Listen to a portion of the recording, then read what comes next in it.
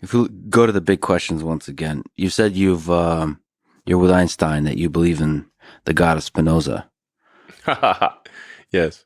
So that's a view that God is like the universe and is reveals himself through the laws of physics, or as Einstein said, through the lawful harmony of the world. Yeah, I would agree that God of the simulator or whatever the supreme being or beings um, re re reveal themselves through the physics. They're creators of this existence, and it's incumbent upon us to try to understand more about this wondrous creation. Like, who created this thing? Who's running this thing? Like, embodying it into a singular question with a sexy word on top of it is like focusing the mind to understand. It does seem like there's again, it could be an illusion. It seems like there's a purpose, that there's an underlying master plan of some kind.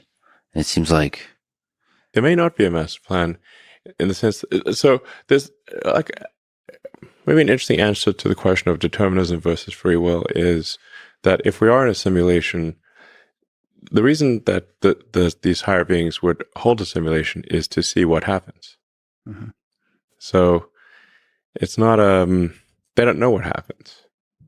Otherwise, they wouldn't hold the simulation. Mhm. So when humans create a simulation, so it's SpaceX and Tesla, we create simulations all the time.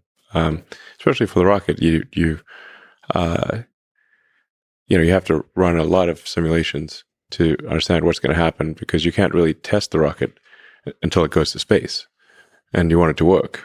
So you have to simulate subsonic, transonic, supersonic, hypersonic um, ascent, and then coming back, super high heating and orbital dynamics. All this is going to be simulated. So because you don't get very many kicks at the can.